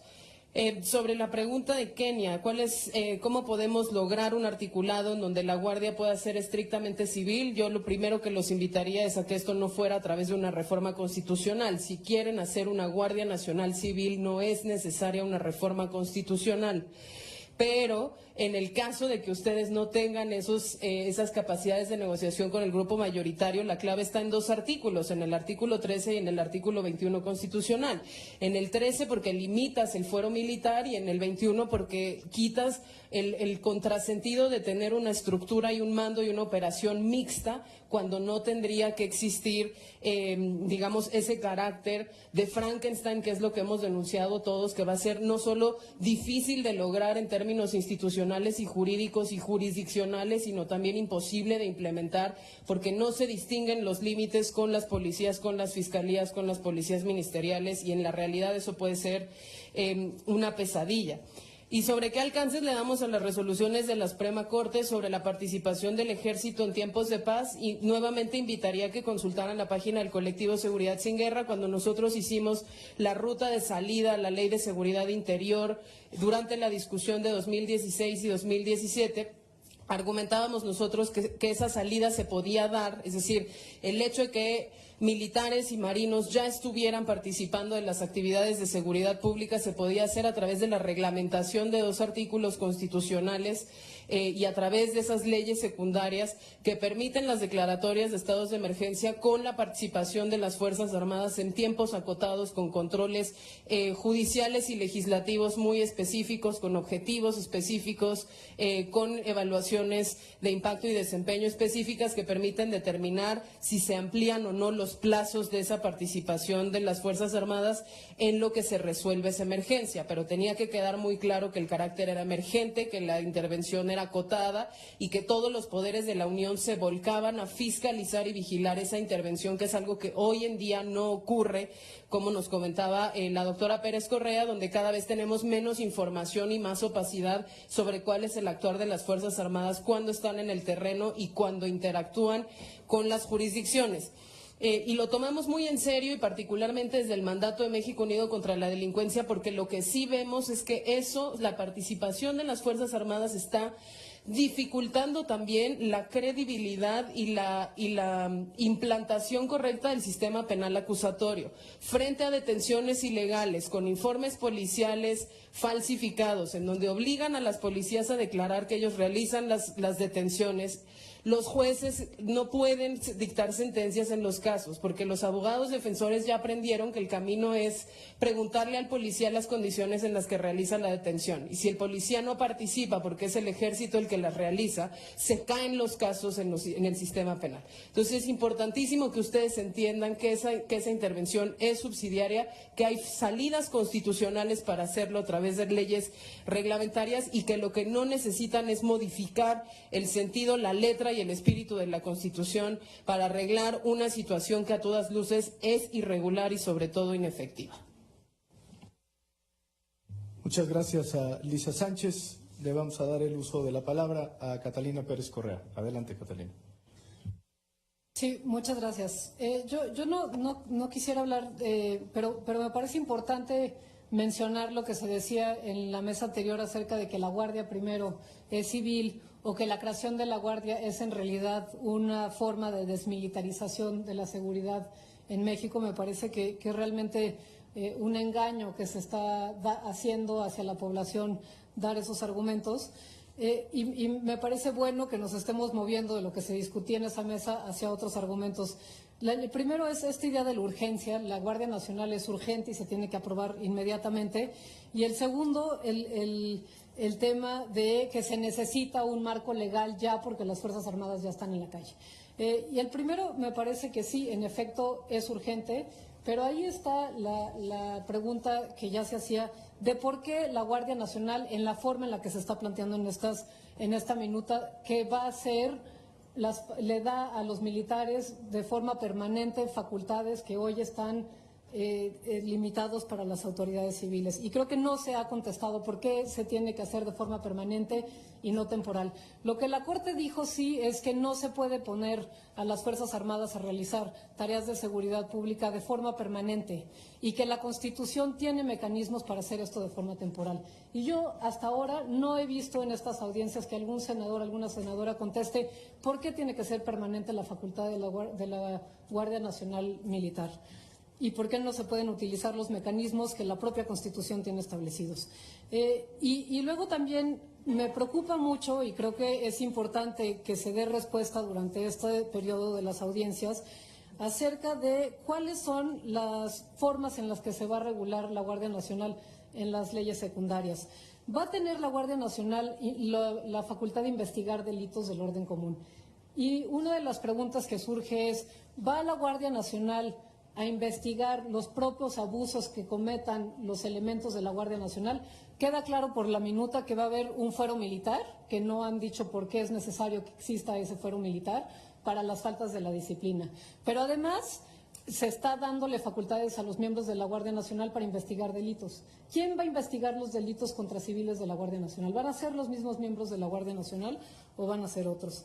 ¿Qué reglas de transparencia van a tener? ¿Van a ser las reglas de transparencia de la seguridad nacional o va a haber reglas de transparencia de seguridad pública? Y yo nada más les quiero dejar con una consideración. Si la presión que tienen hoy para aprobar esta minuta es del calibre que la tienen, ¿cómo va a ser la presión que tienen para aprobar las leyes secundarias que sean benéficas o de interés de la Sedena y de la Marina y no las que se necesitan para hacer un control efectivo? El momento para poner los controles constitucionales sobre la Guardia Nacional es aquí, es hoy y es en la Constitución, no en las leyes secundarias. Muchas gracias. Muchas gracias. Tiene el uso de la voz el maestro Alejandro Espriu. Alejandro. Muchas gracias. La senadora Claudia Anaya comentaba que los gobernadores se habían quedado satisfechos porque no se quita a los policías estatales. Yo lo que diría es, hay que ver si no se les quita, pero a lo mejor cómo se va disminuyendo su importancia. Habría que seguir el rastro del dinero, por ejemplo, pues, ¿no? Cómo se ha ido disminuyendo la cantidad de recursos que van encaminados hacia el fortalecimiento de las instituciones en los estados y municipios, pero también a tareas que son propias de estas instituciones como la prevención.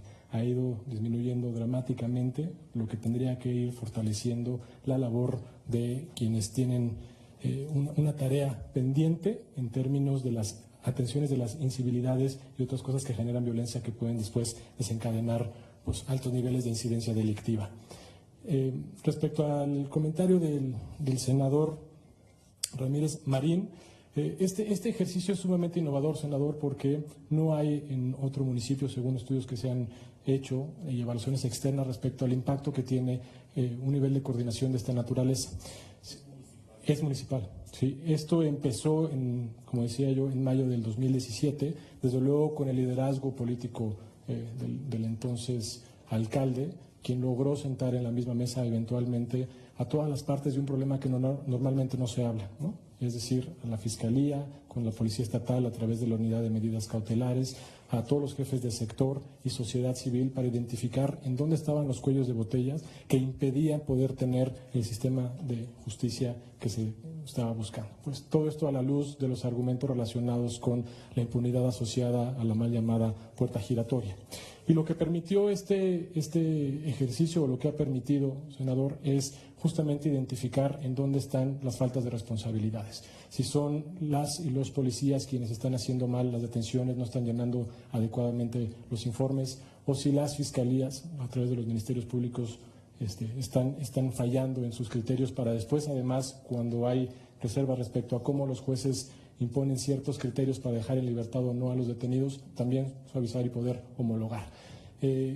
Usted hacía énfasis Me preguntaba pues cuáles son los delitos. Usted sabe que el 87% de los delitos son del fuero común y que son a los que atiende esta mesa en particular. No es en el municipio de Puebla en sí una localidad que tenga ese, digamos, carga importante respecto al tema de Huachicol, sino más bien municipios aledaños en el Triángulo Rojo. Pero lo que quiero resaltar en este sentido es que sí hay otras maneras de coordinar a las instituciones y estas maneras de coordinar funcionan muy bien cuando provienen justamente del interés de los operadores, no cuando hay una imposición desde cuerpos, estructuras o programas nacionales que vienen desde la Federación, sino cuando hay voluntad de acordar desde las autoridades locales. Hay una sistematización que hizo el Consejo Ciudadano para identificar justamente cuál ha sido el impacto y cuáles son las áreas de mejora, a la luz además de cómo podría replicarse en otros municipios y estados. Entiendo incluso, bueno, sé que el gobernador, por ejemplo, de Yucatán estuvo presente en una de las mesas para poder replicar el ejercicio en su estado, como así también ha funcionado en otros municipios de Veracruz, pues, ¿no? Hay opciones alternativas al fortalecimiento de capacidades a través de la coordinación y la subsidiariedad que creemos que pueden poner sobre la mesa una discusión distinta respecto al rol de seguridad pública. Muchas gracias por la observación. Gracias. Muchas gracias al maestro Alejandro Espriu. En el uso de la voz, la presidenta Beatriz Hernández Cruz. Adelante. Gracias. Agradezco su pregunta, senadora Mercado. Efectivamente, mi prioridad en la administración es la seguridad. Y la primera línea de trabajo que estamos realizando es justamente recuperar nuestra policía municipal. Pero una policía municipal donde le recuperemos su dignidad, donde el policía no sea el que abre la puerta y va por las tortas, sino que cuando tú lo veas, sientas respeto, sientas confianza. Cuando hay un gobierno corrupto, hay una policía corrupta, sí o sí. Y lo que yo encontré cuando llegué a la administración fue corrupción, opacidad, impunidad y ni un solo policía. Y al hacer la entrega-recepción encontré que gastaron millones de pesos en un C4 que no tiene techo, en una capacitación y prevención que no existió, en cursos que dijeron que habían compartido y jamás existieron. En eso encontré. Hoy estamos haciendo una campaña muy fuerte y llamando a servir a los jóvenes, a las mujeres y a los hombres para que sirvan a Salamanca, porque los que nos cuidan son los mejores. Ellos arriesgan su vida por tu bolsa o por cuidar a tu hija o por estar afuera de una escuela. Y eso no lo hemos entendido. Ellos también son hijos, padres, abuelos, hermanos. Y debemos de recuperarles su integridad, su dignidad. ¿Cómo? Con salarios dignos, con las mejores prestaciones. Yo estoy ofreciendo las mejores. Ni yo las tengo, ni las pienso tener. Ellos las merecen. Con darles, con esas prestaciones, arraigo a Salamanca, que quieran a Salamanca, que lleven tatuado en la piel ese servicio. Yo no quiero héroes en el panteón, yo necesito seres humanos que caminen en las calles, que estén afuera de las escuelas, que caminen en el mercado, que cuiden la ciudad y que tú sientas la tranquilidad de caminar con tus hijos en la ciudad. Esa es mi primera intención. Los delitos de alto impacto, la delincuencia organizada, ese es un tema que la Federación tendrá que resolver, porque no es ni mi competencia, ni puedo, ni lo lograría. Eso es un hecho. Pero mi obligación sí es regresarle la tranquilidad a Salamanca. Y eso lo tengo que hacer. Por eso es que he levantado la voz en muchos foros. He tocado muchas puertas. Y hoy, que nos notifican del Fortasec, Salamanca no existe. Por eso voy a tocar la puerta. Yo espero que me escuchen. Porque estoy decidida a dar la transparencia en su capacitación. Estoy decidida a ser la mejor policía de México y que seamos ejemplo, porque los hay y hay buenos. Hay más personas buenas que malas. Debemos nosotros de generar esa situación. Y esto va en base a la honestidad y a la transparencia. Si nosotros, como primera autoridad de cualquier institución, damos muestra de honradez, de transparencia, estoy segura que la confianza vendrá de nuevo a nosotros. Y les pongo un ejemplo. En el mes de enero tuvimos la captación del predial. Comparado con el mismo mes del año pasado, estuvimos 12 millones arriba. 12 millones de pesos más. Eso habla de confianza. Entonces, ¿necesitamos recuperar la confianza? Sí. ¿Necesitamos recuperar nuestra policía? Sí. Pero necesito ayuda. En Salamanca está el Ejército, está la Marina, está el mando único, que es único porque ni a nosotros nos responde. Y no son primer respondiente. Entonces la puerta giratoria ahí está. Y el ciudadano me dice, hay tantas autoridades, ¿y qué está pasando? Lo que pasa es que no pueden detener a nadie. Y todos los días, de aquí traigo los datos de estos 13 días. Y les puedo decir que hay robo con violencia 35. Imagínense nada más. Sí. En este mes, de los 13 días, llevamos homicidios 28. Es impresionante. Al mismo tiempo se escuchan detonaciones en diferentes partes de la ciudad. ¿Qué hacemos? Entonces, cuando yo escucho la noticia de que van a ir y van a instalar una base en Salamanca, bueno, lo que sea. Pero es necesario. En Guanajuato hay ahorita preparatorias militarizadas que el gobierno está impulsando. Y yo creo que la impulsan por la disciplina, por arraigar esa honestidad y esa dignidad de servicio.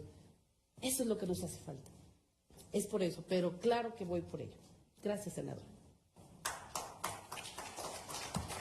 Muchas gracias, Presidenta. En el uso de la voz, la doctora Denise Dresser. Muchas gracias. La semana pasada, ante el señalamiento de que los opositores de la Guardia Nacional critican pero no proponen nada, los miembros del colectivo Seguridad Sin Guerra presentamos un dictamen alternativo, lo entregamos. Ahí está planteado un articulado con criterios de mando, entrenamiento, temporalidad limitada de las Fuerzas Armadas, que tiene el objetivo de volver civil a la Guardia Nacional, actualmente militarizada en la minuta. Decenas de personas de buena fe han arrastrado el lápiz tratando de corregir las deficiencias de la minuta actual. Los invitan, pero los ignoran. En la Cámara de Diputados, los mismos expertos que están aquí hoy estuvieron ahí, las mismas voces, y Morena celebró que había escuchado cuando no fue así. La minuta aprobada no reflejó un solo cambio propuesto. ¿Quiénes son entonces los que no quieren transformar la realidad y prosiguen con peor de lo mismo? A mí, y respondiendo a la senadora Xochitl Gálvez, sí me preocupa el clima, y hay que ser absolutamente claros y precisos en el uso de estas palabras, y así las uso, el clima de intimidación, hostigamiento y linchamiento público que comienza cada mañana con el presidente del país identificando a sus enemigos y lanzando a sus seguidores en su contra. En este clima, ser crítico es ser opositor del cambio, conservador, que no quiere al pueblo. Así no funciona y no debería funcionar la democracia. 30 millones de votos y mayorías legislativas dan legitimidad, pero no dan razón, no dan permiso para la descalificación permanente y estridente de quienes piensan distinto y además piensan con base en datos y evidencia. Precisamente por el papel de los partidos de oposición en este contexto se vuelven ustedes más relevantes. Se critica y se propone no para obstaculizar o sabotear, sino para mejorar. Y lo malo de la minuta es tan malo que la oposición tiene la obligación, yo diría, moral y democrática de evidenciarlo. Qué lastimoso sería presenciar una simple transición del PRIAN al PRIMOR con un PAN irrelevante y desdibujado y una reedición de mayorías legislativas construidas sobre zanahorias o garrotes. Muchas gracias, doctora. Me han pedido el uso de la voz el senador Mario Zamora, el senador Damián Cepeda, y preguntaría si alguien más desea inscribirse en este bloque. Y si no, con esto cerraríamos esta sesión de preguntas y respuestas del segundo bloque. Adelante, senador Mario Zamora.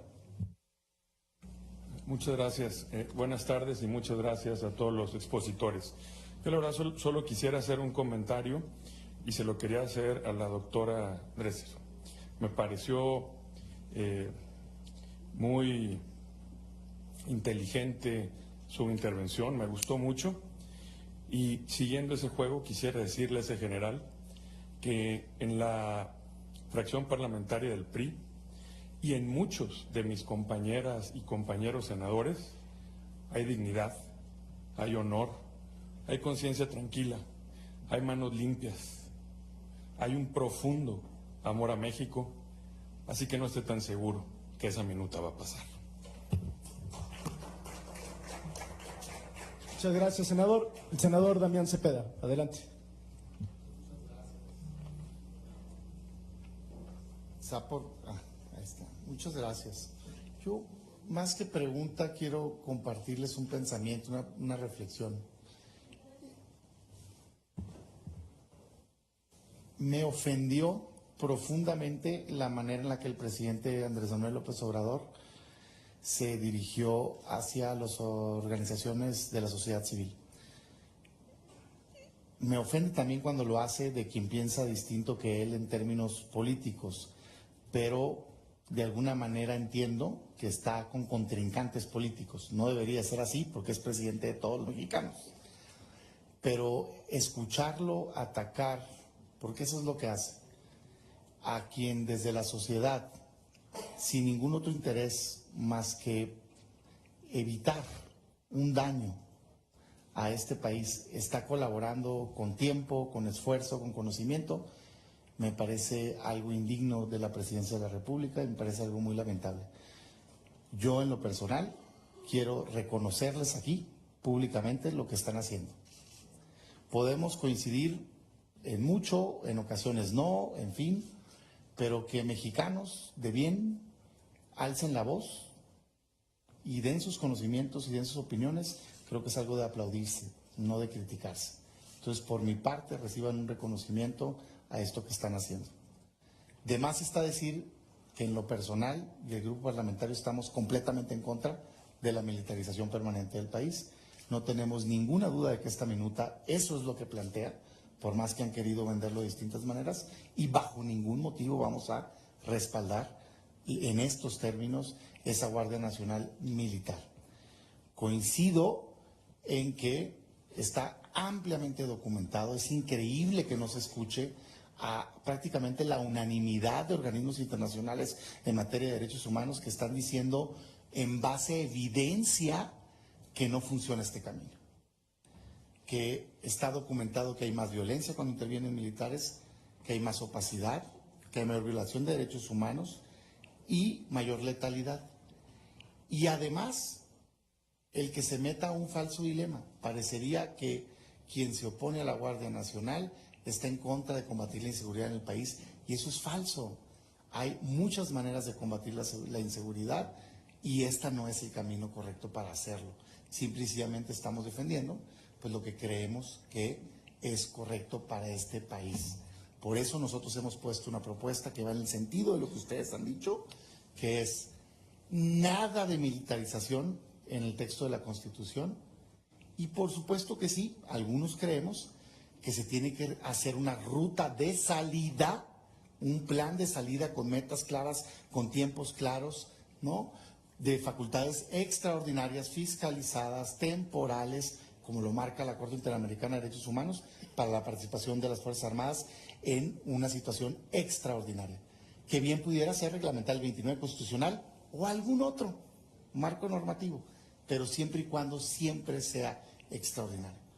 Discúlpenme por haber intervenido sin hacer una pregunta, pero me parecía muy importante hacerles este reconocimiento a esta entrega que están teniendo por México, y no pierdan la fe, que como lo dije en la Cámara de Diputados, no se requiere lograr la mayoría aquí, se requiere mantener un tercio para evitar este atraco a este país, este ataque a este país, y entonces sí, pasar a construir juntos una alternativa que sea viable para combatir la inseguridad de México. Muchas gracias. Muchas gracias, senador Damián Cepeda.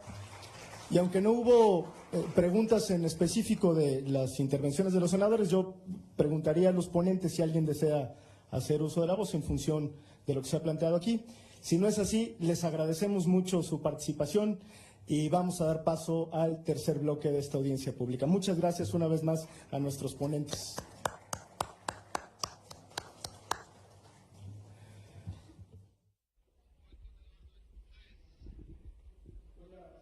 De la voz a mi compañera, la senadora Eunice Romo, para que conduzca el siguiente bloque. Gracias, senadora. Gracias. Solo esperaremos unos momentos a que los invitados puedan retirarse de la sala en cuanto ellos así lo deseen. Y